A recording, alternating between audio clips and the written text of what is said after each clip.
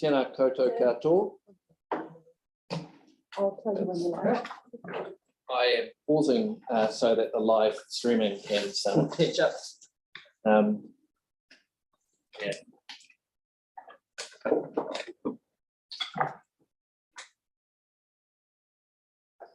Tēnā koutou katoa.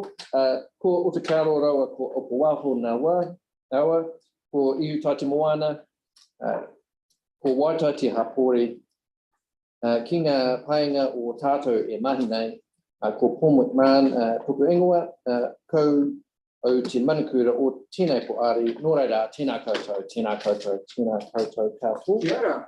Kia ora. Hi, my name's Paul McMahon, I'm the chairperson of the board. If you'd like to join me in the karakia tēmatanga, you're welcome to recite the words with me. Whakataka hau ki tūru, whakataka hau ki te tonga. Kia mā kina ki uta, kia mā taratara katai.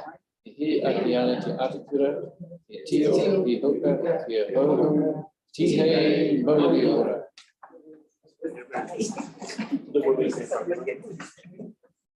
Everybody, welcome to the Waitai Community Board. Just a reminder to members, and as has been our habit and our emerging culture as a board, it's at all times be civil and respectful to each other. We'll try and work by consensus. Please keep to speaking order, raise your hands, and please speak through the chair and questions, preferably as questions, not statements. Yeah, thank you very much, and for the positive emerging culture that we're establishing. I'm really enjoying myself. Do we have any apologies? No apologies. We don't have any. Any declarations of interest? No declarations of interest to be made. So now the confirmation of previous minutes of the 9th of November. Any discussion? Changes, alterations? No. Would someone like to move that? Yep. Moved by Jackie, seconded by Greg. All those in favour say aye. Aye. Against? Carried. All right, thank you. We'll move to public forum. And first on our list is Guardians of Rāwhiti. Susie and Vivian, if you'd like to join us at the table. And just this is a public forum, so it's only 5 minutes, including questions. If you're welcome to use the whole time, and if you pause, if you take less time, we can answer questions. All right. Kia ora. That was the first time I've seen the back of my head. Sorry. So I'm Vivian Fitzgerald, Susie, Brad. We're the Guardians of Rāwhiti Trust, and our proposal, thank you, we would like to enter into discussions around having a disabled-friendly toilet built in the domain. So I'm just going to quickly run through what I've written here because it captures pretty much the whys. The current toilet that is in the domain is dirty and it's quite unhygienic. This impacts mostly on the medically vulnerable and immune compromised people, which a lot of disabled people do have, fit into that category. There's a lack of pathway, which leaves them inaccessible for wheelchair users and frame users. The toilets are not disability friendly. They do not cater for wheelchairs or frame users along with a caregiver. So this is being able to fit a disabled person with a wheelchair and a caregiver in the same cubicle. Now, it's a children's playground that we're constructing there. So quite often, a parent or caregiver will have additional siblings that they don't want left playing in the playground for a number of reasons on their own. Plus some obvious reasons additional to that is that a lot of young children, when they cannot see their parent or caregiver, can get quite panicky and distraught. So while we've got a parent locked in a cubicle dealing with another child, we've got one child outside screaming. The toilets by the entrance to the domain on Shore Ave which there is one that is sort of suitable, it is too far for someone pushing a disabled child and dragging additional siblings, or a grandparent pushing a disabled child and dragging other siblings. Ideally, we would like toilets that have fold-out tables that are suitable for heavier individuals. So most toilets that we know of have babies pull-out tables. So disabled children, you could be looking at 70, 80 kilos. There's really no limit on the weight. So we need something that will cater for older individuals and heavier individuals. Number of reasons around that, which I'll go into. We need easy access to water. So, a suitable size sink in there where they can get, flannels and cloths wiping down people. We have seen parents and caregivers toileting children in the bushes around the playground, and this is raising health and safety concerns. So just in addition to that, often caregivers and parents are left to change disabled children's nappies and clothing on dirty and unhygienic floors in public toilets. Disabled people suffer humiliation and embarrassment when suffering toilet accidents and then have to travel home soiled.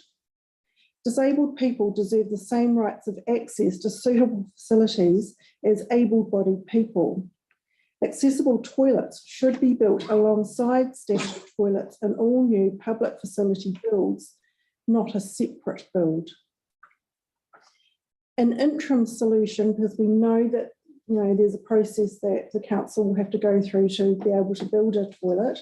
In the interim over the summer, what we propose would be to have a portaloo erected there, put there, that is suitable for disabled people. So there are a number of companies offering disabled portaloo systems.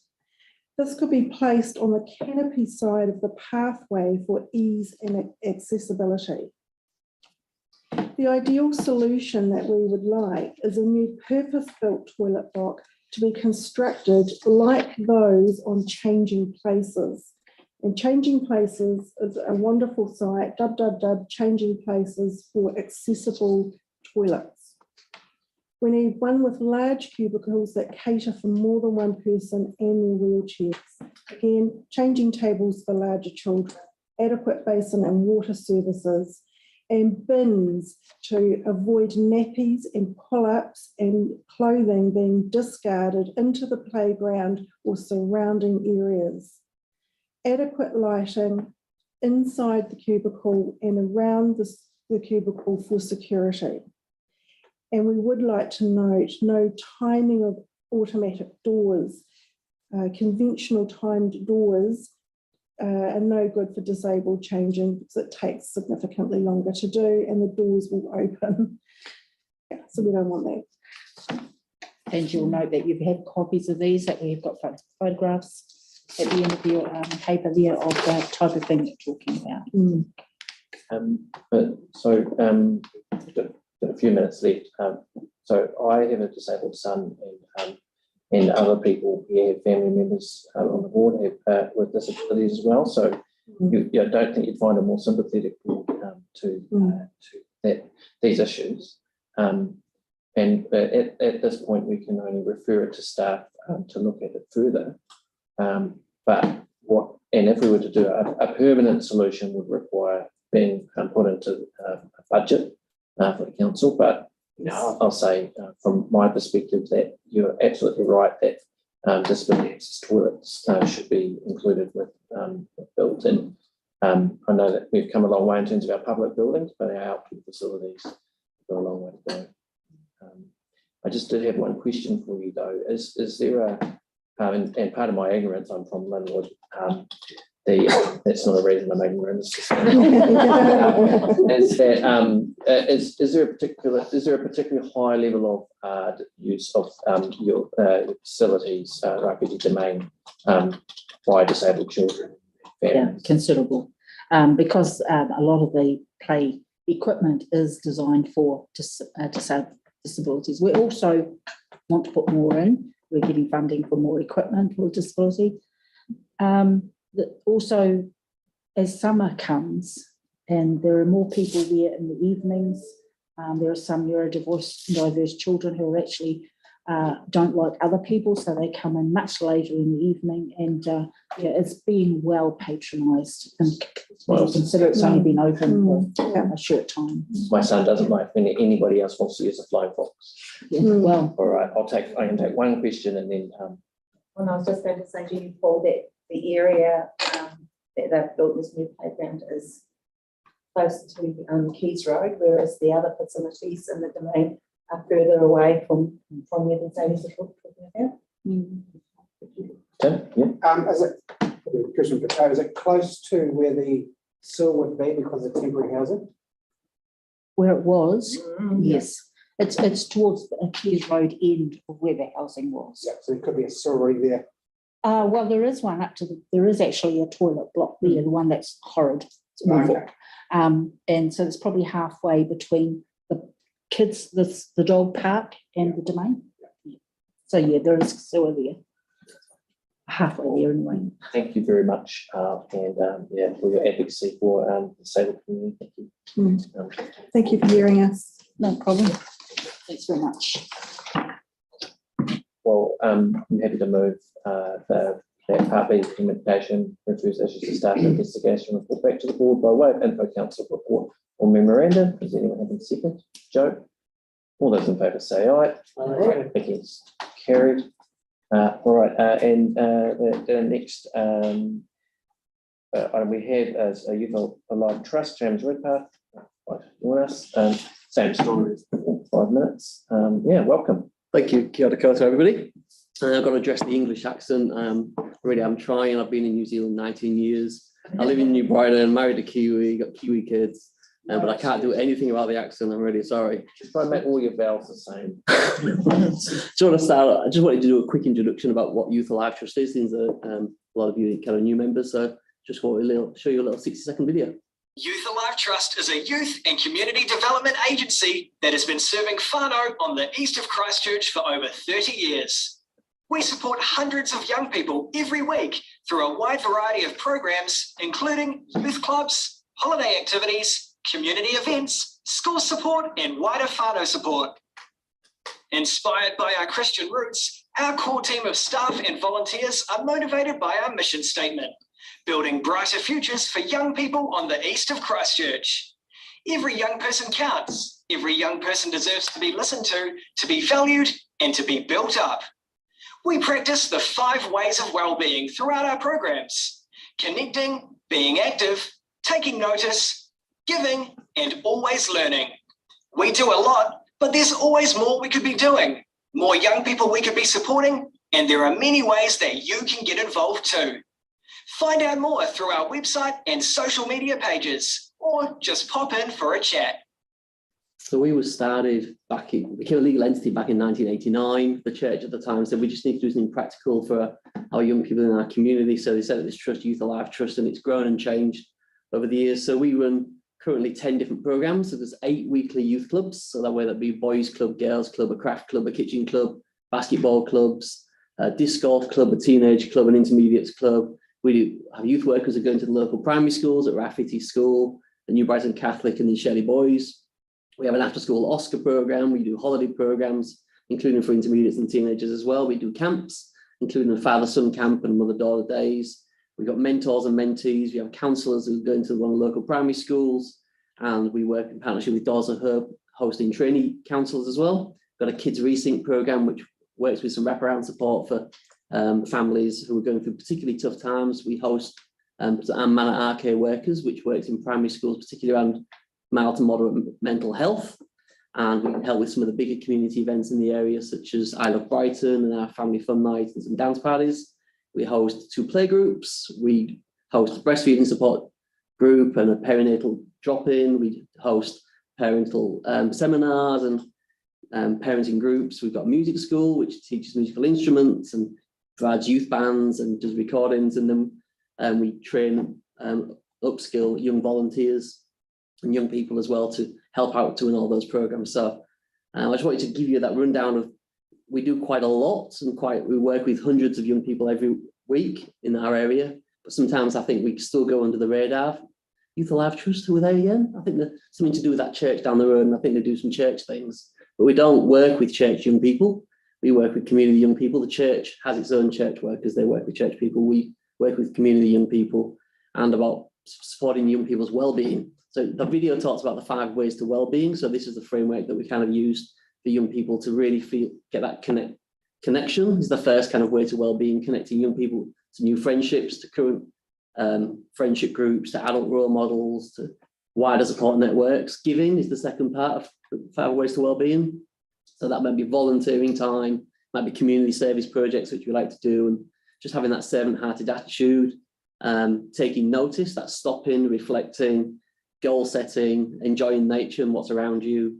Learning is the 4th one, so learning music, sports, crafts, cooking, camps, outdoor experiences, leadership skills. And the 5th one's about being active, so getting off that PlayStation, away from those screens, doing some sports, some games, ice skating, table tennis, basketball, disc golf, whatever that might be, just to get the blood flowing. We've got 17 staff, equates to about 12 full-time equivalents, and about 40 so volunteers. And we've got a good history of young people coming through our programs as young people, and then coming back as volunteers, and then sometimes going on to be casual staff members. We've got 5 now staff members who used to be young people who just turned up on our programs originally. It's not easy being a young person in today's modern world, and there are a lot of challenges they go through. So having that wider connection of support and a vast array of activities that they can connect with, and also pushing them on to wider supports when they need it as well, I think is really vital in this community. Tomorrow we've got a special supporters lunch, which hopefully you've all got an invite to. If you're not RSVP'd, it's okay. You're still very welcome to come along. We're catered for 70 people. So there'll be extra spaces if you want to come along and hear a 40-minute presentation rather than a 3-minute presentation. And lots of our staff members will be sharing some stories and a bit more information about it as well. But I just wanted to finish just by showing you a wee video about a recent family fun night that we did. It's an alternative to trick-or-treating that we're on the 31st of October, just to give young people a chance to still get those lollies and have a fun time without them stopping things at all.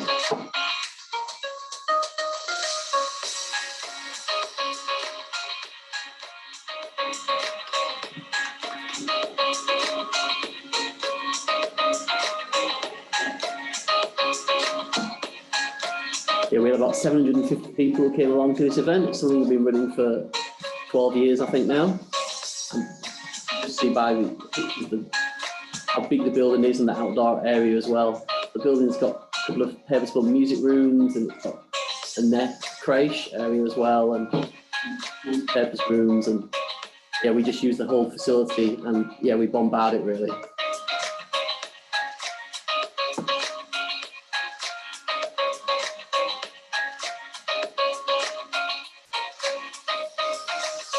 If you can't make tomorrow's lunch, we'll also be recording it, and I'll flick you the recording so you can sit and watch it instead of Christmas movies. It's not 5 minutes. Cool. Thank you, James. Well, I am not going to ask you questions because I can ask you tomorrow when I'm at the lunch. You may. Right. Is anybody else have any questions? Oh, thanks a lot, James. Fantastic. Keep up the good work. You guys are amazing. Thank you. Stay there. Yeah. Well, yeah. Thank you very much for coming to the board. Thank you. Thank you for having me. Thank you very much. Well, we'll just receive that. And the next item we have is the Upawaho Heathcote River Network with Annabelle and Malcolm. Right. Thank you. Got it. We've got a presentation. So firstly, to kia ora, Chair and Community Board, and congratulations on your appointments to the Community Board. We just want to use this opportunity to introduce ourselves. I'm Annabelle Husserman, and I'm Chair of the Upawaho Heathcote River Network. And I'm Malcolm Long, I'm the Secretary. Okay, so who is the Upawaho Heathcote River Network? We're a community-based catchment group, and the Upawaho Heathcote River Network is a voice for the river. We advocate for and promote the regeneration and health in Maui of the river, and we connect with and support the communities within the river catchment. And this next slide here shows we've got up to 22 community groups and growing within the catchment. So it's a And these are largely volunteer groups, and they range in scale from the smaller groups to more established groups such as the Summit Road Society. And so why are we here? Well, the Opawahohika River is now a part of your community board, and you can see that small area around the loop in Wolfston, which is within your board. And so we're seeking to work with you on a number of issues. And one of the issues, I'm sure you've seen, that's just gone through council, is the lower guidance plan. There's also the community groups that are restoration groups within the catchment looking for support, and also looking for your support to be helping us to advocate for improving the health and Māori of the river. And one of the key concerns that's in front of us today is the Portlink Industrial Park, which is on the banks of the Opawahohika River. And I'm going to hand over to Malcolm to take you through that. And just seeing that it's right on your boundary. In fact, the river is your boundary at that point. And although the Portlink is in the Waitai Community Board, the effects of it are in your board. So there are three issues really. First of all, here's this large area that was never actually planned to be a container park. Suddenly it's made into a container park. And, you know, the building height restriction by the district plan is 11 metres in this area. And these containers are 5 or 6 high, which is at least 16 metres. And if you look at this photograph, which was taken today from the yard of one of the neighbours, this is their look at the Port Hills. You can just see the Port Hills behind the containers there. You would think that those containers would be painted on, but they haven't. It's exactly as they are. And there's a whole lot more yet to come just on the right-hand side there they haven't put in. So this is, you know, talking about a visual amenity. All of the rules of the district plan are meant to help protect some, at least, of the visual amenity for residents. And the district plan for this particular area deliberately set the building height 11 metres to prevent this. It wasn't expecting there to be containers. That's the problem that's developed. But the CCC needs to develop some greater controls over what happens in industrial storage, because at the moment it seems like anyone can do anything if you're just storing stuff. So we need the council to enforce the plans, the rules in the district plan for this site in particular, for the amenity, but also for the river itself. The second thing is the intrusion of this development into the setback from the river. There's meant to be a 30-metre setback. That's pretty plain. The district plan makes it really clear. 30 metres setback of development. Well, it's not even 5 metres at points along here. And we don't know why. There's nil respect being shown by the developer for the river. It's an encumbrance to them. They've taken as much land as they possibly can, and now they're pushing for some sort of compromise proposal to allow their development to take place within this setback. We need you to help advocate on behalf of the river to prevent this going ahead. You know, this is the era of Te Mana o Te Wai. The river should come first. The development needs to take account of the river. And the third thing is the fumigation that's taking place, fumigation of logs that's taking place on this site. What is the fumigant that's being used? What measures are being taken to prevent residues seeping into the river? What measures are taken to prevent windblown contaminant leaping the river and affecting the residents in the community board area? We don't know. We have asked the City Council this, and staff have said, look, it's not our problem. It's probably that of the ECAN. So we've gone to ECAN, we've asked them. They have yet to respond to us. But it ought to be something that the community board is very worried about. Yes, there are some fumigants and there are procedures that allow fumigants, but how much do you know about them? How much does the community know about what's happening here? Our concern is about the river. So we're seeking you to help us pressure the council to enforce its own rules, not given to the developer in this particular spot. We want help to protect the river, and we want some protection of the public interest in this space. Thank you. Being whereas we only have a short amount of time, I'm sure we may discuss this further on. And so two things. Firstly, I've been given the assurance that this is being taken really seriously. It's just council processes can take time, and like by seriously, I mean at the very highest level it is being. That's as much information as I have, but that it's not being ignored. Yes, it's taken more time than we would have liked. So I'm a Wilson resident, and I kept myself and my family sane by going around that track and playing where the dirt has come right up to the edge. So that really upsets me, and I didn't know about the fumigants either. So it's very upsetting. We will not take our eye off this. I certainly won't. If anybody has any questions, so I don't want a long discussion about it. We can talk about it some more in the information exchange.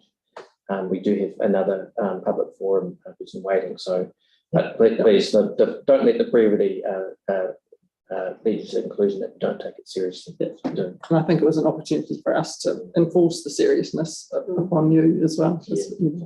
Thank you, Kelly. Yeah, thanks for your presentation. Have you been to other community boards at all, or main city council meetings? We're planning to go to the City Council meeting on Wednesday as a deputation as well, and we haven't. The committee will inform the Spade and Cashmere Community Board as well. So yeah, so you just so happened the timing for you was started. Yeah. So we're in the train. You're in the train. We only became aware of the fumigation the last few days. Yeah,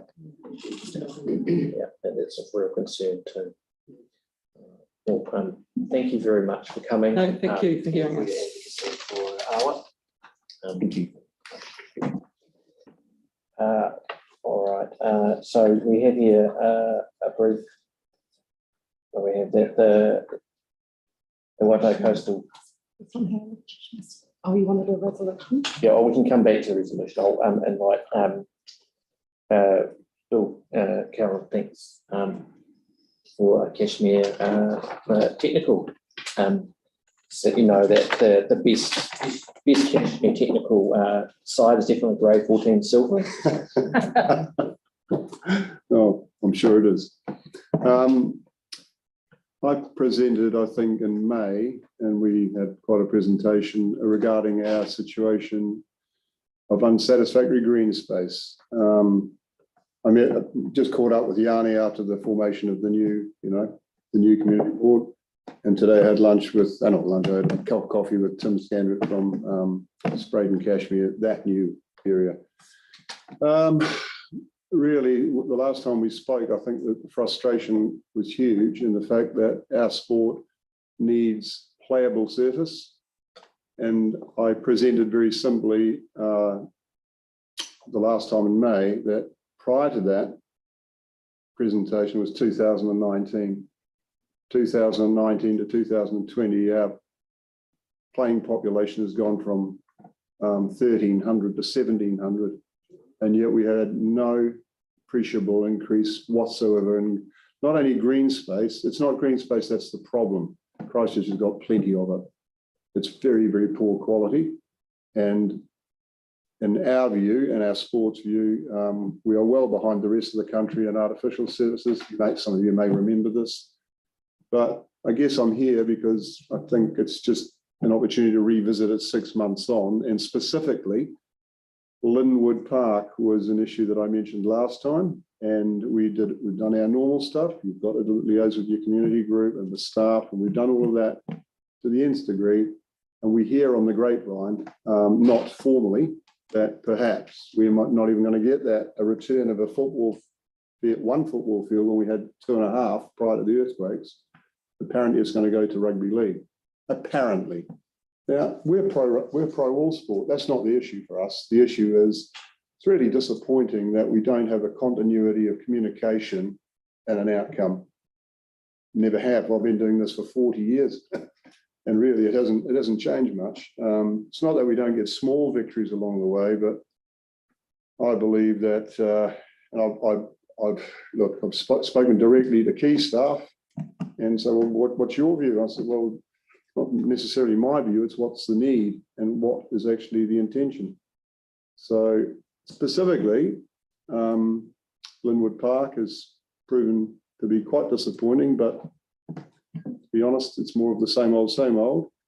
And what we're getting to now is trying to say, well, look, the council did help by taking a 15-year lease of Garrick Park, which we raised in the vicinity of $4 million as a community group to remediate after earthquakes. And now our view on that is to secure that piece of land. We would strongly suggest that we look for the City Council to purchase that, because we put $4 million worth of upgrade, including buildings in there. And the Wilson Club's financial position is not great. I think you're reading in the media about a lot of similar clubs around the country.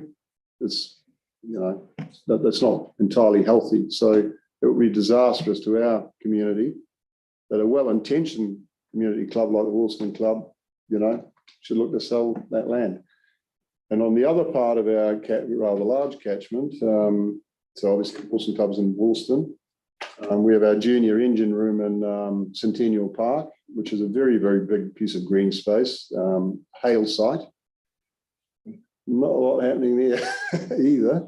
And we have 600 children minimum on a Saturday morning there. It just has to rain 2 weekends in a row, so we'll cancel because of the poor quality there. Loads of frustrations, which I've got 5 minutes on. So what we will do again, come the new year, is we will refresh the presentation that we had last time.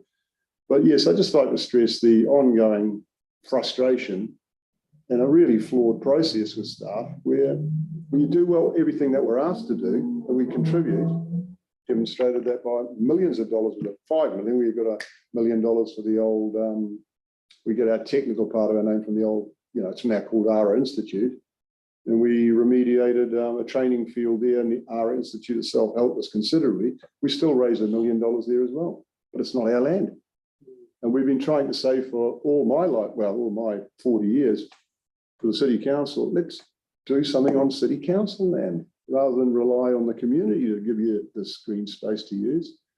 So there you are. There's a lot more to come, and I appreciate, it would have been nice to have had a new presentation, but I was just anxious to catch up with Yanni on the formation of the new community board, and we'll come back again in the new year. But I do think, council needs to look seriously at the purchase of Garrick Park, and we're always happy to contribute. And it's one of the few sites in Christchurch you could arguably put an artificial pitch on.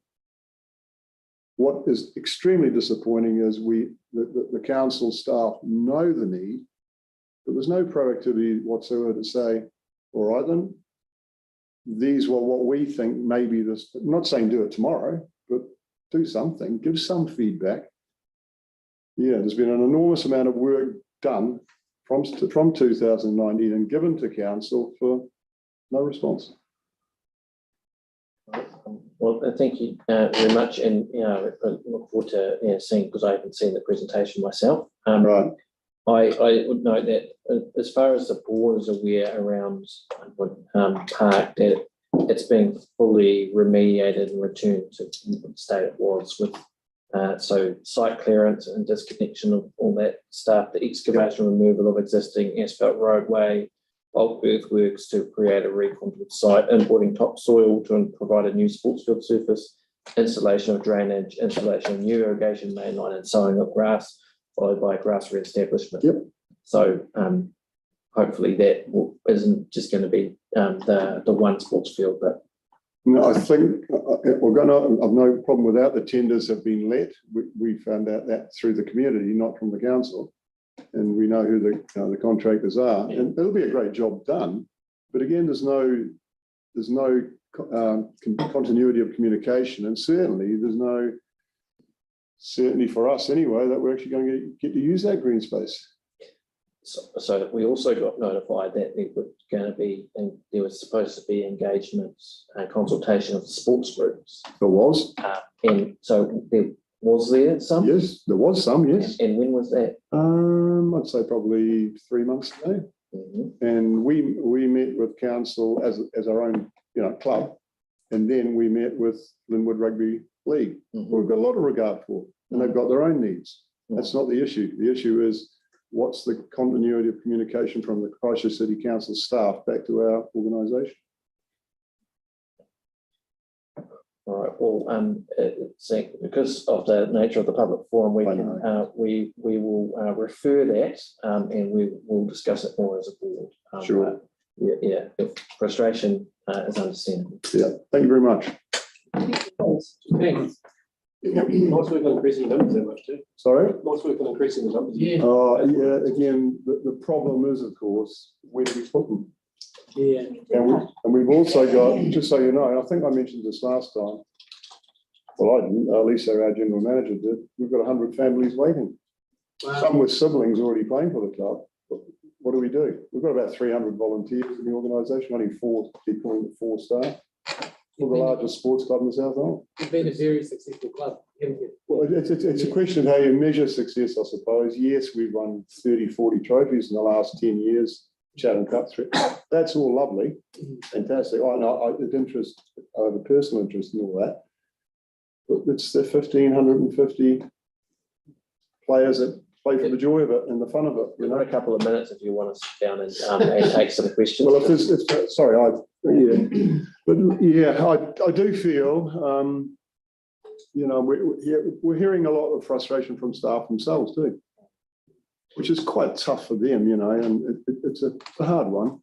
But again, and I don't want it to be overly expensive, but when you look and see what's occurring in Auckland, Wellington, even Dunedin have got 2 artificial pitches now.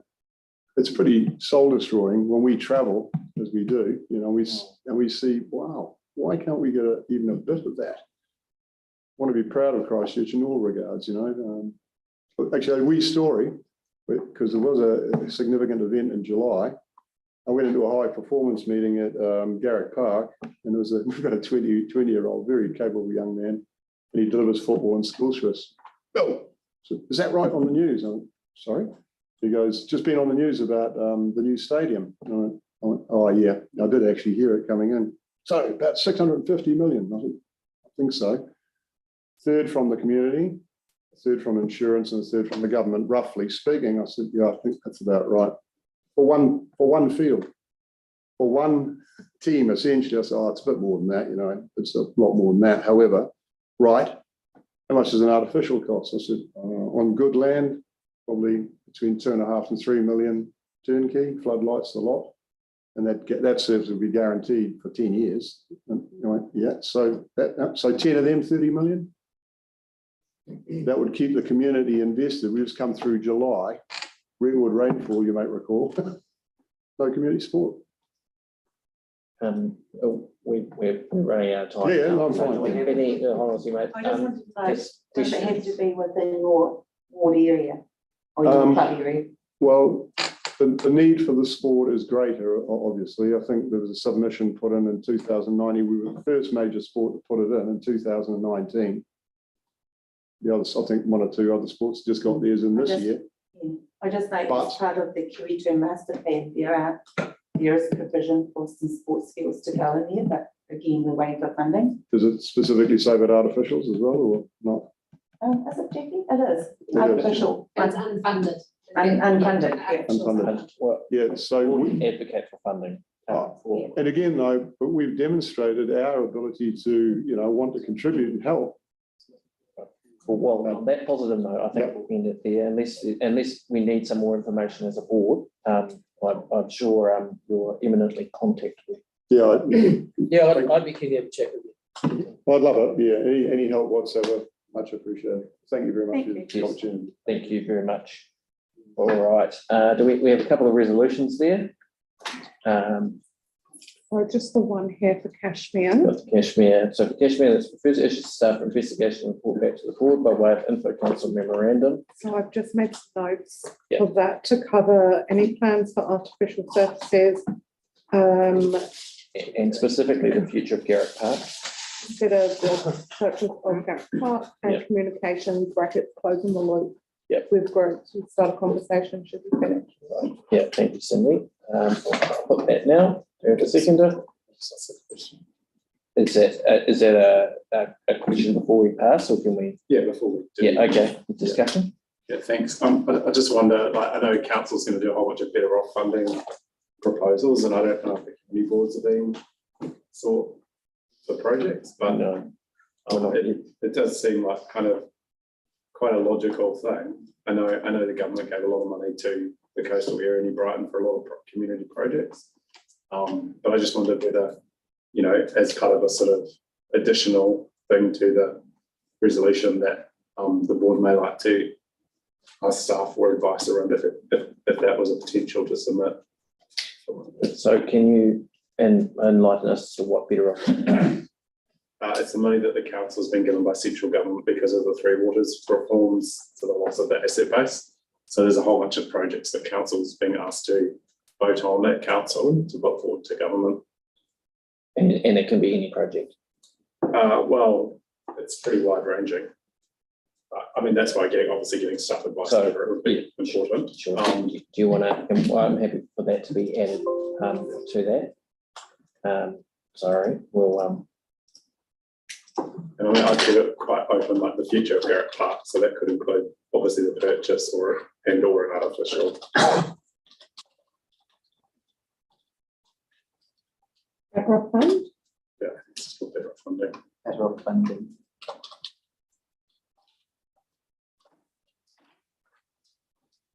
Is this specifically in relation to the purchase of Garrett Park? Is that what you're referring to, Yanni, or Well, yeah, it was. surfaces? I think it was just. I'll just leave it for the future improvements to Garrett Park and leave it open. I wouldn't specify the purchase, but obviously there's some good stuff. I think staff will be aware of this anyway. So yeah, it would just be to get the advice. All right. Any further discussion or amendments? No? Okay, well, I will put that, all those in. So I had moved it and then amended mid-moving. Do we have a second, Jackie? Okay. All those in favour say aye. Aye. Against? Carried. All right, thank you. And was there a resolution or, and I think you wanted to do in relation to the Apollo River? Yes, it was. So coming to that now, refers to issues raised about the presentation to investigation. So we, I think, requests. I think I would like to say request urgently a briefing about issues around enforcement of enforcement issues and air quality regarding the Port Link development.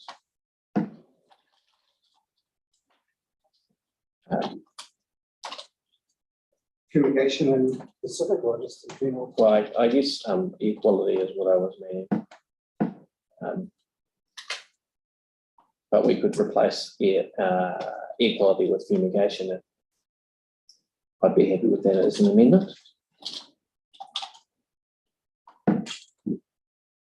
Okay. Any discussion of that? I think. I mean, I think we all see the importance of the matter. Yeah, I mean, I should probably just note, because I live opposite, I'll just stand back from voting on this. But it may be helpful just to note that the community board had asked in March this year, before any development happened on that site, what was going on. So there is an outstanding thing, and as much as you're asking for an urgent briefing, this is not a new issue. This issue was raised almost a year ago. Yeah, I guess you could put in brackets beside enforcement per March 22 resolution. And I can elaborate on that when I send Yeah. the stuff. All right. And just got briefing, but do you want to add in a memo as well, or something just bearing in Or mind? briefing slash memo. Yeah, just so that you're not delayed into the new, we're just for meeting slot. Yeah. I mean, I guess that's the thing. We want information, and however that information comes to us, then that's fine. All right. I'll put that now. Sorry, just to be clear, so I'll just declare Yes, a conflict and I'll just stand back. So you're not gonna participate in the decision. All right. I'll put that now. All those in favour say aye. Aye. Against. So, I seconded that. okay, thank you, that answered that. Against. Carried. And just noting that Yanni didn't participate in the decision. All right. Sorry, before I go, we typoed Garrick. Garrick, yes. I see, Jay. That's fine. Thanks. Okay. Yep, it's not on the spell check. The all right. Thank you, members. So now we move to staff reports. Briggs, Marshland, Lake Terrace, safety improvements. Thank you very much. I don't believe I've got Gemma and Crystal. So I'm not Crystal, no, as you probably guessed. So Gemma, and then I'm Jacob Bradbury. I'm the manager of planning and delivery in transports. Sorry. And that's quite right. And I'm senior transportation engineer in operations. right, cool. Well, would you like to give us to walk us through it and then ask questions? Or would you like to take questions as you go? We can take questions as we go. Yeah. So we've recently consulted on some safety improvements at Marshland Briggs Lake Terrace Road intersection. We've had a historic crash record at this intersection. We've had 4 serious injury crashes in the last 10 years. And it remains a high risk intersection because of the amount of users that travel through, be it in a car, on a bus, on a bicycle, or walking in the neighbourhood. So the proposal looks to reduce the speed of vehicles entering the intersection to align it with safe system principles, which is one of the key visions from Road to Zero, which is our national road safety strategy. So in doing that, the safe system recognises that as humans, we can only take so much force of an impact, and reducing the speed limits, reducing the actual operating speeds of vehicles entering the intersection means that should a collision occur, that we reduce the impact of that collision to more of a minor non-injury crash than a death or a serious injury crash. So the raised safety platforms will be proposed on the each approach to the intersection rather than as a platform over the whole. And that really is the speed reduction measure.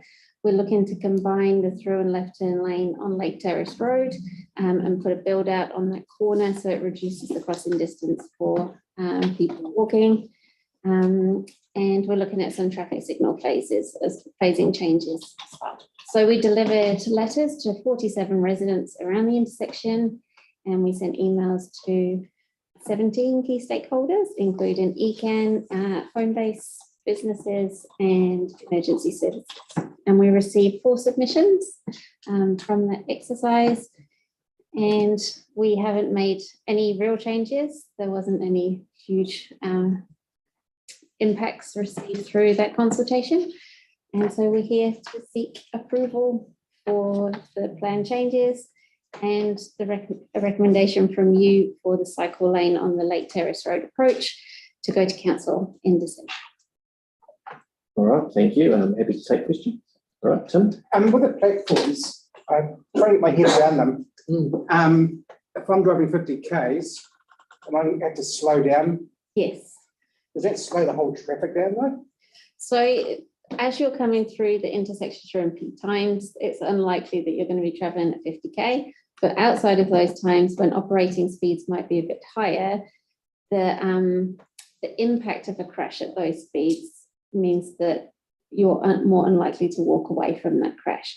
So we're asking you, yes, to slow down coming through the intersection, but the speed humps will kind of help support that as well. So what speed do you slow down to? Make, you know, what's Yeah, so designed to do? the safe speed for a human is around the 30 kilometers an hour speed limit. So if you were driving through and you hit, God forbid, a cyclist or someone crossing the road, that person is more likely to be able to walk away from that at 30 kilometers an hour.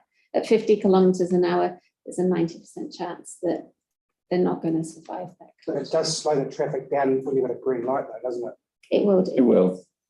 But then it'll only do that when when it isn't full of traffic. That's the point that Gemma's trying to make. So when it's full of traffic and you're going over at 30k anyway, it's not really going to affect you. I use it a lot, but I use it a lot when there's not a lot of traffic. Mm. I think I'm going to slow down to 30. Yeah. It won't slow me down because it's not much other traffic. Okay. Yeah, makes sense. I think it's Greg and then Al. You talk about the peak times, the speeds reduced anyway. When your serious accidents happened in the past, you've got data on what times they were actually happening. Was it during those peak times? So it's been through the day. There wasn't a specific time that it was happening, but we do know that when people are approaching a little bit quicker, we know that most of the crashes here have been red light running crashes. So they're coming through that bit faster, or they've seen the orange and then they'll speed up to try and get through.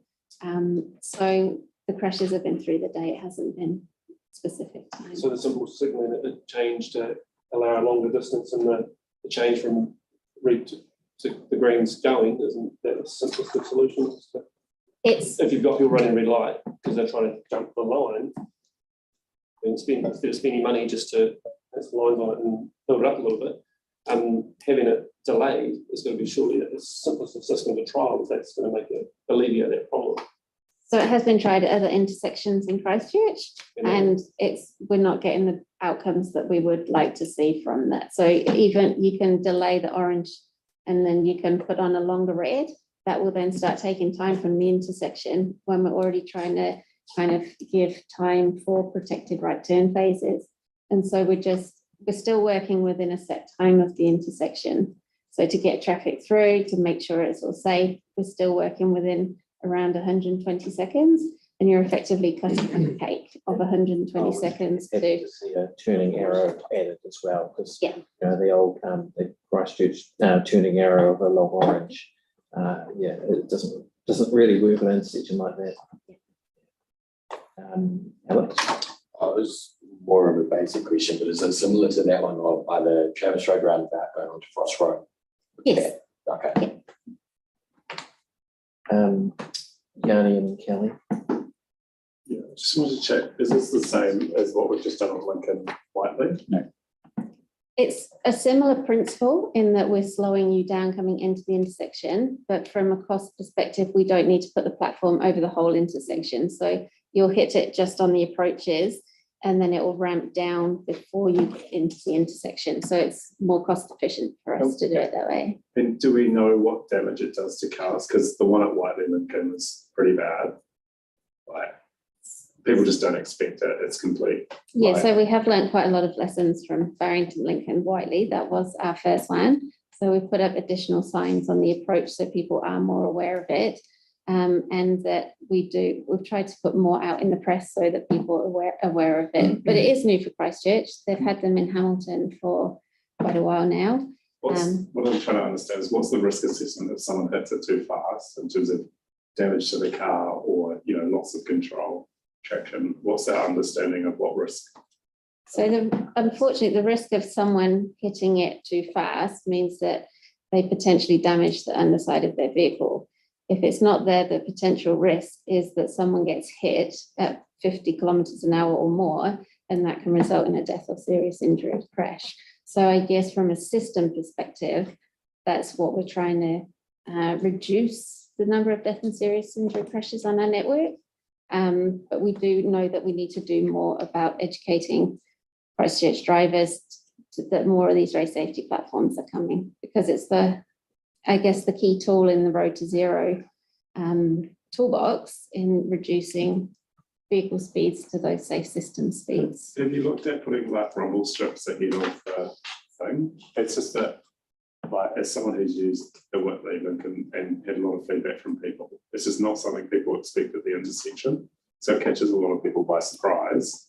And it doesn't seem, I don't know, if you've got feedback, have you got data on whether it's slowing down traffic or what driver behaviour you've seen there? But yeah, so we have it in our plan to go out and do some additional speed surveys with the radar gun to measure actual speeds coming there. We just haven't got to it yet. We do notice that people have been slowing down considerably on the approach to taking that speed down. Kelly and then Joe and then Greg. Yes. Thank you. So just for context, I live just down the road from that intersection. I cycled through it each and every way. During the election campaign, I stood on the corner for hours waving signs at people. So, and I go through that intersection almost every day, different ways. I didn't quite understand where the raised platforms are going to be. Are they going to be on Marshland Road? So like if you're coming from Marshland down across the intersection, you're going to hit those, is that right? Yeah. Do you have a picture? Yeah. Sorry, Cindy. Yeah. Just have to bear with me for a moment. Yeah. No, I just couldn't tell from the So they'll be on each approach to On the each of the intersection. four. Yeah, so Marshland Road, Lake Terrace, Briggs, and then Marshland South as well. Okay. Yeah, and talking about red light running crashes, that would just seem to me to be a completely sort of separate issue. It's citywide, you know, wherever you go, people are late to go around corners on reds, to the point now where I see people basically waiting for the people turning in front of them to go. So I'm not sure that is going to help it. Possibly in terms of, you know, people getting hit. So 4 serious crashes in 10 years. Yeah, so the thing, I guess that I don't really understand is the road to zero, an admirable goal. I mean, it's very easily achieved if we drove everywhere at 20 k's an hour. There would be very, very few. We might even achieve zero, but I don't think in our society that that's practical. That's just my personal opinion. And I think these are the sort of intersection changes that gives council a bad name, that people they just don't understand and appreciate. Yeah, so I'll be voting against it. Hello. This may be more of a question for staff, but in terms of the $400,000 price tag and crowdfunding, is not able to fill in a little bit on funding where it comes from and how much we get for that? So it's a central government fund to do various things. So there's public transport improvements, there's safety improvements at particular intersections, and then there's a whole set of sort of suburban regeneration jobs which have been chosen by community boards. So yeah, so that's what they're spent there, but it comes from central government. Yeah. So it's from central government that's for things like this. This part of it is, some parts of it, like I said, are for public transport improvements, other parts are for sort of suburban regeneration. I was going to ask, is it working? Hello. Oh, that's better. I was going to ask similar to Alex actually with the CRAF funding. It says funding from CRAF. Who's CRAF? CRAF stands for Christchurch Regeneration Acceleration But there Fund. was Metropolitan or ward? There's amount allocated to New Brighton. No, It's not. no. It's and so the suburban areas are a set amount for each of those suburbs. For the safety, it's about us picking the highest risk areas of our network. This project is half in our ward and half in another ward. Do you just have to go and see them as well? Yeah, we go and see them in 3 weeks. Okay, so you don't know what their feelings were towards this project. Okay, thank you. Great. Currently, I drive through the same intersection. I live close to Kelly down at Preston's, and my understanding on Lake Terrace Road, it's 3 lanes currently, and it's proposing to cut it down to 2. It said that there's not enough room for 3 lanes on the other side. Yet there's parking and a wide footpath. Can you explain the reason why there's not space to create 3 lanes going the other direction, coming from Briggs Road? So we've installed, there's currently a median island in the middle of the road which holds the signal infrastructure. So we could look to remove that to separate out the right turn. But we're using those median islands to hold up the platforms as well. So it was a bit of a compromise between cost and using what's available there and then just adding to it rather than removing curb lines and realigning them. So that's the more expensive option. Part of that though is around, you said on 40 accidents out of the 12 that were noted, turning in front of traffic, and right turning green arrows would stop a lot of those people trying to jump the traffic or having to beat them or having cars come from behind them. But there's currently enough width in the road on one side to be able to have 3 lanes to go through, which would give on the opposite side where there's a wider footpath, yes, it will be more, but if there's a space where you can still have the same road space to create an extra lane to give that right turn arrow, would create a safer option, which was for those problems. It's something that we could consider at detailed design. So on that, we're still going. Yes. Come, so we've got Greg, and then we'll go to Alex, and then we'll go to Celeste, and then we'll go to Yanni. And so bear in mind that we do need to finish at number 6. So in terms of the people breaking the red light, going through red light, is that mainly where there's no turning arrow? Is that the main issue? The crash information wasn't as specific as to which each approach that it was occurring from. Okay, so we don't know whether the lack of it. We don't know whether the lack of it, the turning arrow or not, is key. So, I mean, like generally, I want to see these kinds of intersections improved. But my first question when I read the report was, are they going to add another turning arrow? And when I saw yes, I was like, okay, well that was my biggest question. And I do wonder whether that would be a really useful bit of data to have. Alex. I guess this is sort of following on from what Joe was saying before. I didn't really understand. So there's crash funding for each sort of area, right? That's already been designated. So this 400,000, is that coming out of money that's already been designated, or is it a separate problem? But this comes out of the safety improvements budget, which is separate to those suburban areas. Yeah. Celeste. Yeah, I mean, I am very supportive of what you guys are doing. I think that we can be doing to improve safety for all users of roads, because we often hear about cars and how will it impact drivers, but we seem to forget sometimes that it's a lot of other people using roads and crossing roads. And, I think it's great to know that, anything we can do to limit serious crashes is something that we should really be moving towards, particularly because we know that our population is growing, so we're going to have more congestion, more people, and I don't think expecting people to do the right thing is sufficient. We actually have to have good, safe road infrastructure that facilitates that kind of behaviour. So certainly not a traffic engineer, and I don't know what the right design is, but I trust that we're getting good advice in terms of what will reduce, improve safety. So thanks for your work on this. It's really great. And just a question before I go to Yanni is around funding. So you can fund the new stuff from CRAF, but if you were to do a full-on intersection redesign, would you be able to do that? Not within the current budget. No, that would need to go into a standalone project. And so that's potentially 5 years down the track or something. Right, thanks. Yanni. Thanks. I guess the other concern that I've got is there's a huge massive development about to occur very close to us, and we're seeing, like in Langdon's Road, where the consenting and the traffic generation generally gets it quite wrong. generally for the worse. So I just wondered the logic of doing this now, given we've got so few submissions as well. I was quite concerned about the lack of engagement. The lack of people that responded to the engagement.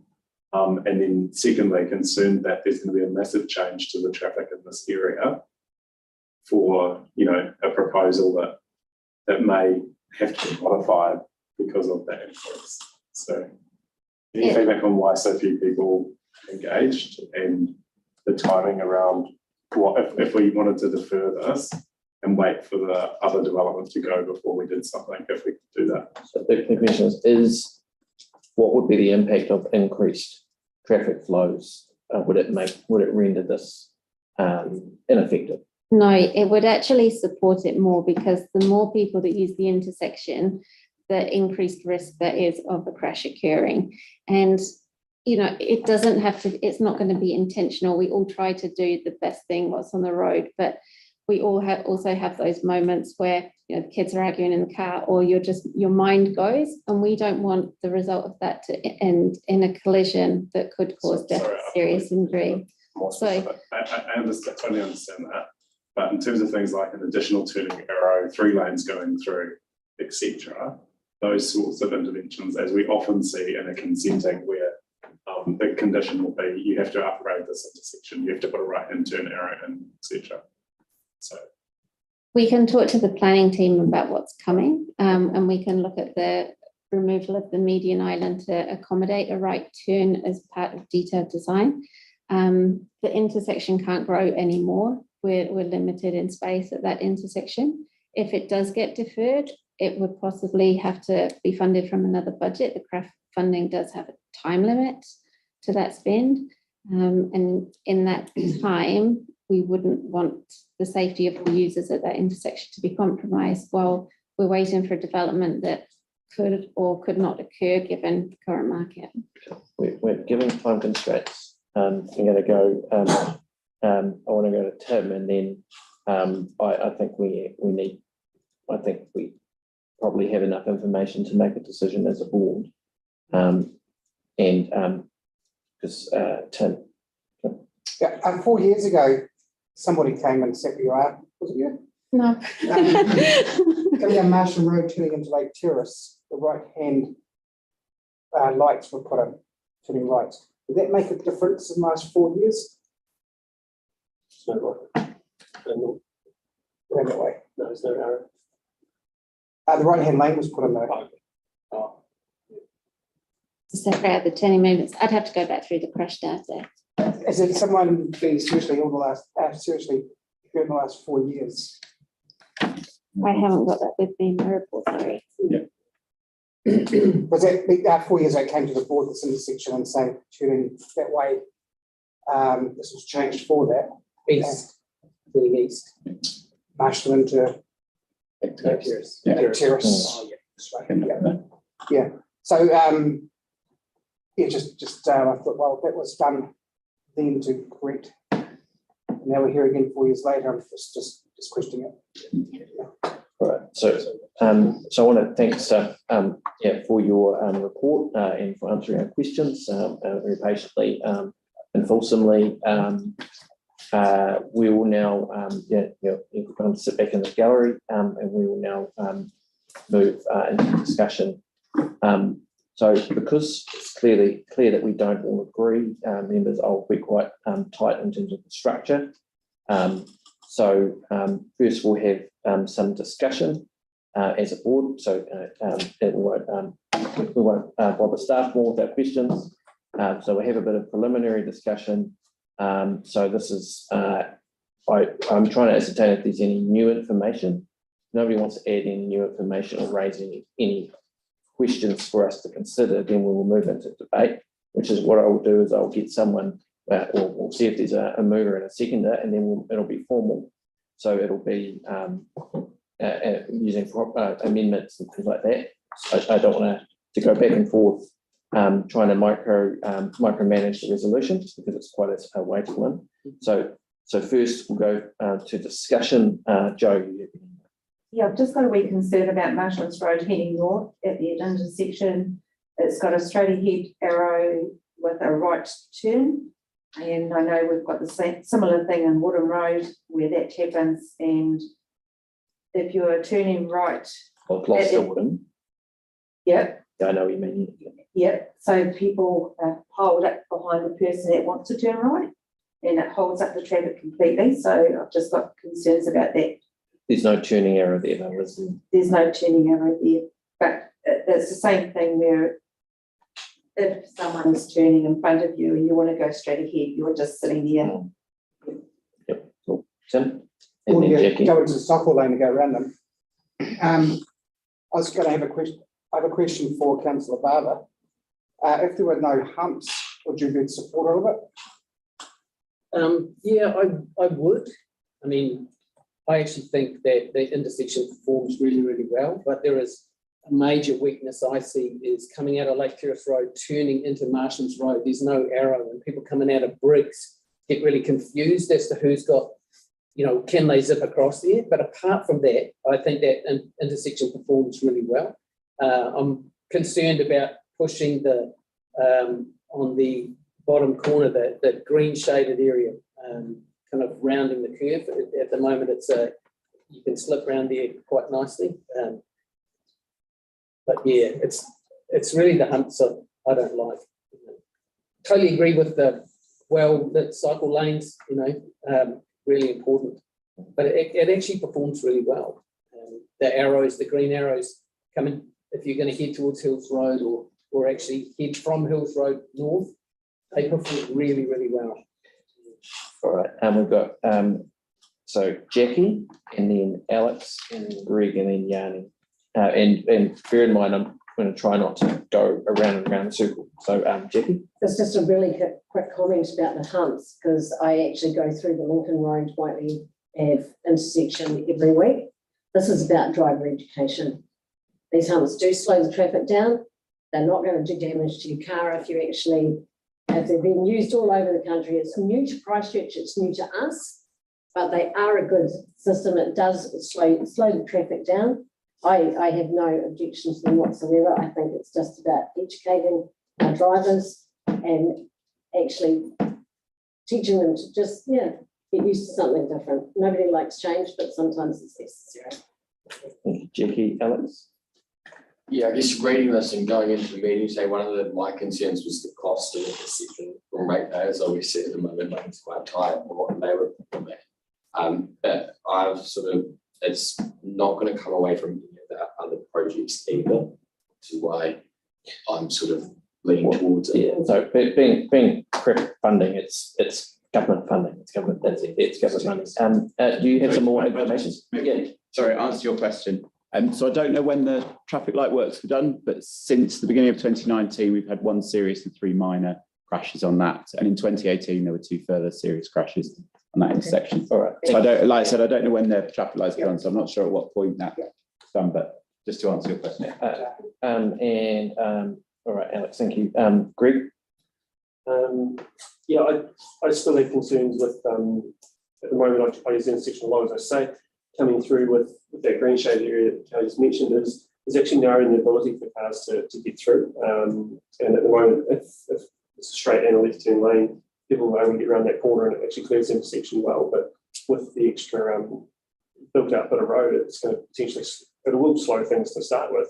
But it's also going to mean people are delayed getting through and carrying on jumping those lights. Yeah, I mean, I guess they're deliberately slowing, making it harder to get through in order to slow people down. Yeah, it's my concern is that people, because it's been slowed in that respect, people are going to be looking to push through because it is a busy intersection.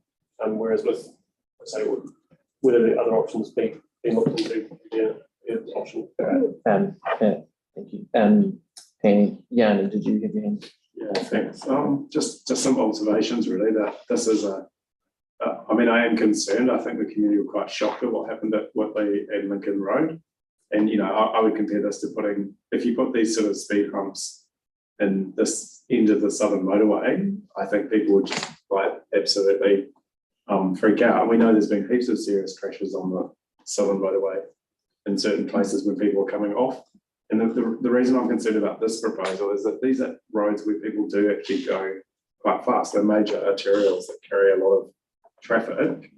And I feel like the engagement hasn't, and it's not the fault of staff, but I think when you've only got 4 people, 1 group and 3 individuals making a submission on a change like this, I'm concerned that we need to spend more time informing people. When I've looked at the plans, there is some text description, but when you look at the bird's eye view, it's really hard to tell that these are basically massive speed bumps that have been built up that will have an impact on people going through the intersection. And how high are they? There are 100 mil high platforms, and we did have 3D visualizations on the Yeah, that's so. The 3D visualizations, if these are like the other ones, the impact of going over there at speed is not clear compared to the ones at Lincoln, if it's the same height as Lincoln Whitley. But anyway, the other thing I think is that, we've got a massive development going in here, and we've already heard that there's been improvements made that have, in 2019, only had 1 serious crash and 2 minor, I think, or 3 minor. So I think we've already made improvements to this intersection. We've got massive amounts of development that's possibly happening on the in the vicinity. I'd much rather wait, see what the consent conditions are and the traffic generation is for that development before we spend money on this intersection, and spend the time bringing the community with us over what is quite a radical change to our major intersections in the city. So I won't support this today, but I do appreciate the work that stuff we've done. And there's plenty of other priorities and programs within the CRAF budgets that I'm sure that we could find to spend the money on. And I'm very concerned that because of the delay, this isn't starting. This isn't really.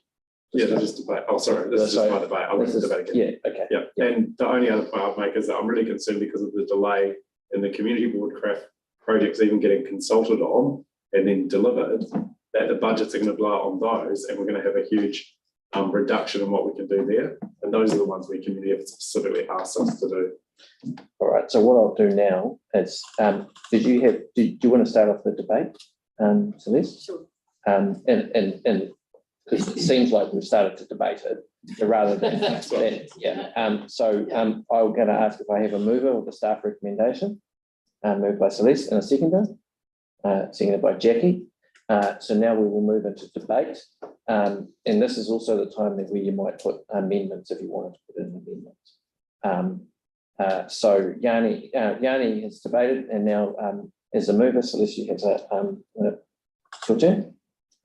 Yeah, I mean, I think a lot of there's been some really good questions, and I think a lot of the concerns have been addressed through the answers from staff. We know that it's coming from the Metropolitan Fund, it's funded by the central government, and let's face it, we don't spend a small amount of money probably on a safety improvement here, it'll go to another project.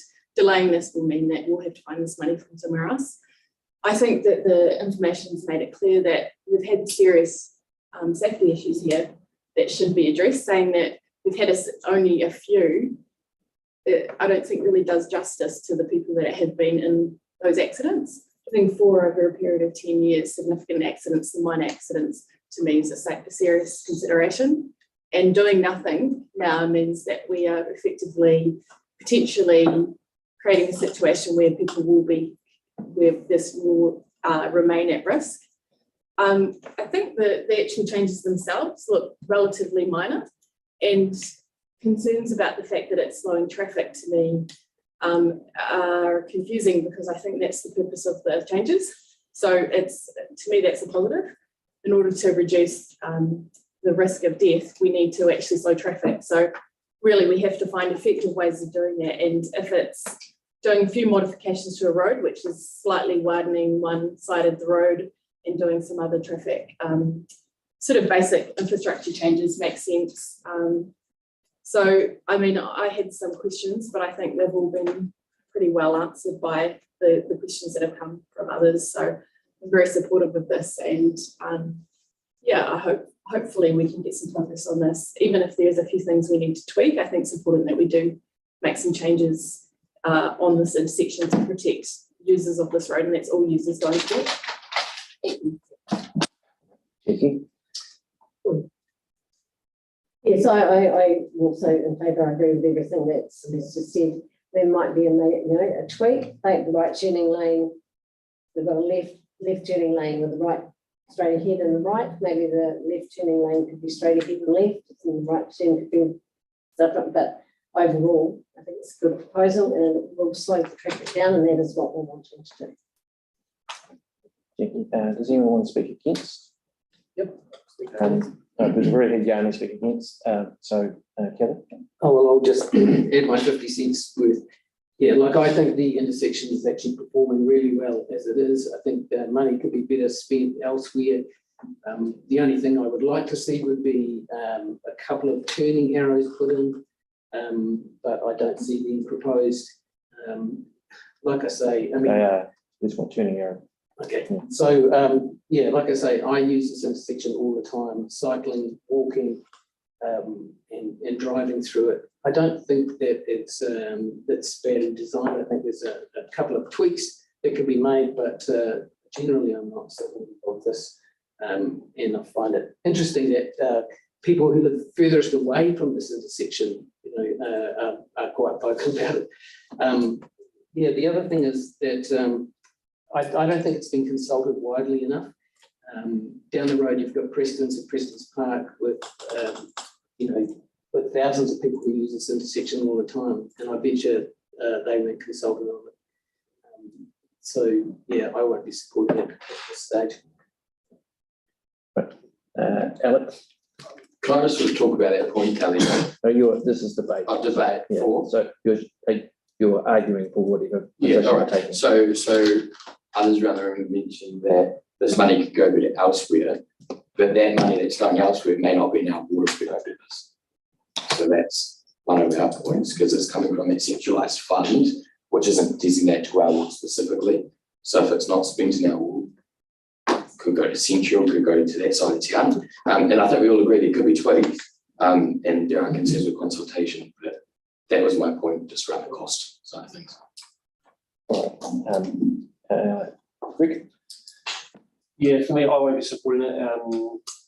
What you say around the cost is genuine, but we're looking at, as a council as well, we're looking to save money, but if we just spend money from the government for the sake of spending money as well, we're no better. It's just because the money's there to spend it is pointless. It needs to be spent on projects that are going to get a big difference. Yes, I agree that there can be changes made to make it better, but for the way it sits at the moment, I think it's. Tim, did you agree? I was going to go last. Okay, Joe?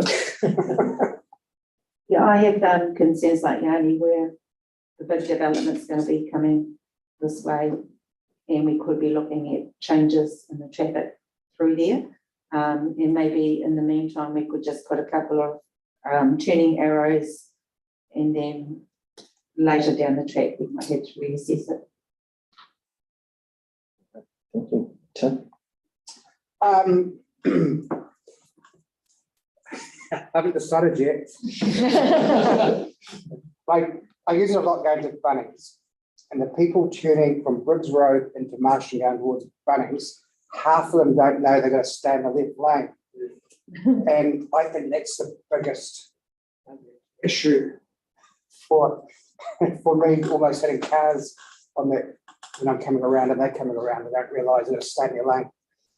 So I'm not sure yet, so I'm not debating either way. Okay, well, there's going to be a vote shortly.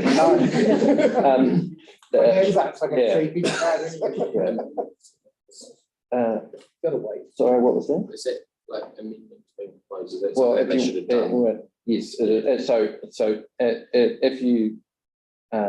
if you wanted to move an amendment, it's time to do that. I'm happy to be flexible on that, given it's early on in the term, so far none have been mooted. So just to sort of sum up where things are at. So there is on one side, there is a kind of, this isn't a great use of the CRAF funding. So we know that the CRAF funding isn't costing our ward. It's not even costing the council. It's coming from government funding. But that isn't necessarily a reason to spend the money, although I'm always loath to turn down free money. And there is a concern around traffic speeds. So I guess there's a different kind of philosophical thing around, oh, well, we can't just slow down everybody because then that impacts everybody for just a few people.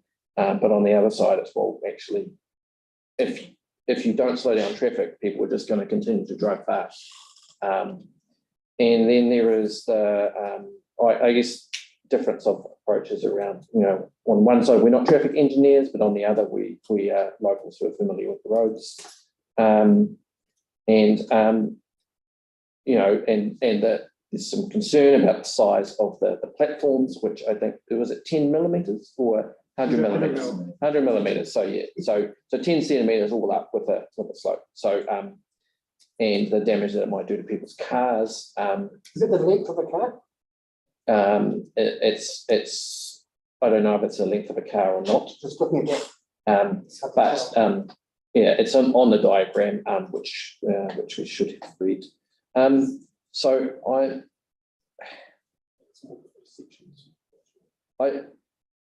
I think the easiest thing is to always do nothing.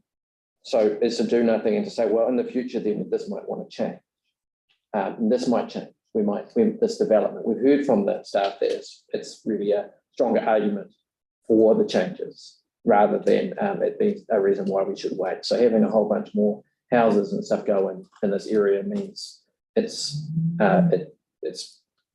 should be more in favour of it rather than less in favour. I understand what you've said, Kelly, around it's the sort of thing that annoys people about. We also know that we've learned some lessons from Waitai Ave. I do hope so. I know, and Jackie's pointed out that it's new to Christchurch, but not new, not new to the country. And I don't know if you've been to Hamilton, but they're not exactly. It's not unlike Christchurch in there. They do like to drive their Holdens on White Straight Road, so it's not that different. So I think the intersections is not going to be perfect after this, but I'm inclined to support the staff recommendation. With that in mind, I will put that. All those in favour say aye. Aye. Aye. Can we raise hands, please, just so we know? Aye. 1, 2. Against. So that was 5-4, wasn't it? In favour. So that is carried. All right. Well, thank you for that. This is the first kind of thing that we've disagreed on, and that was good. We're still friends. And disagreeing well. Number one priority is disagreeing well. Well, I haven't asked for it. But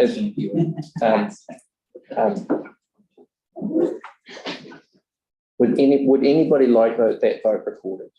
Yes. If you would like to, okay. Absolutely. So can you please put those that down? And you're always welcome to ask for a vote to be recorded. But I won't usually ask if you want that, because that's just anyone is entitled to. All right. Thank you, members. We will move very quickly, please, to deal with item number 8, which is the discretionary response fund project. Yeah, happy to move. Moved by Jackie, seconded by Tim. Yep. Any discussion? No. All those in favour say aye. Aye. Against? Carried. All right. We doesn't have a huge context.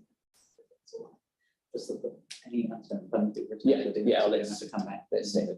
Yeah, that's good. Carried. Yes. Elite member information exchange. We're just after 6:30. Is there anything that needs to be discussed now? There is, Jack. Yeah. Sorry, it's just one very small thing that and I know staff will say, "Oh, do you have a CSR number?" But yeah, it's just there's a sump in Bromley in the community centre reserve, and it's got, I don't know, wastewater, I think, and residents have sent me some photos, the local. Sorry, where's this? It's in, I think it's in the Bromley, Cypress, it's not Cypress Gardens, it's the Bromley, where the Bromley Community Centre is. Yes. It's a children's playground. There's an overflowing sump full of like, looks like wastewater. And I was just wondering if we could just ask that the maintenance crews get onto it. Did someone look at it? The only information I've got, and I'm happy to find out what the CSR number is, but the person said he's been trying to have this sorted for some time. I've been in contact with council for over a year. Still the problem not fixed. Septic tank underground, wastewater from above ground, kids playground only a few metres away, Bromley Community Centre, Hall Park. Here's the photos. So, Click that bridge me on it. Yeah, Appreciate cool. that. That'd I'll be have a good. look. Yeah. With my other long list of things. That would be great. Thank you. And the only other thing, I just want to acknowledge all the community events, but obviously we're limited for time, so maybe I'll just send that thing around. But there are a lot of community events over the weekend, and yeah, I just want to acknowledge the work that both staff and do with those groups. And maybe next meeting I'll sit on the Parklands Baptist 100th year celebration memorial booklet. Picked up. Cool. And others now. All right. We've got more time. Are there any other items that need to be addressed? Just the briefings that we asked for earlier, are they all kind of noted? Just like getting something from parks and a roading update. I believe so. Yeah, we've, You believe so? Okay. they were on our list already, Okay, so. thank you. Just making sure. Yeah. All right. Anything else? No. Well, with that in mind, please join me in the cover here. If I can move there.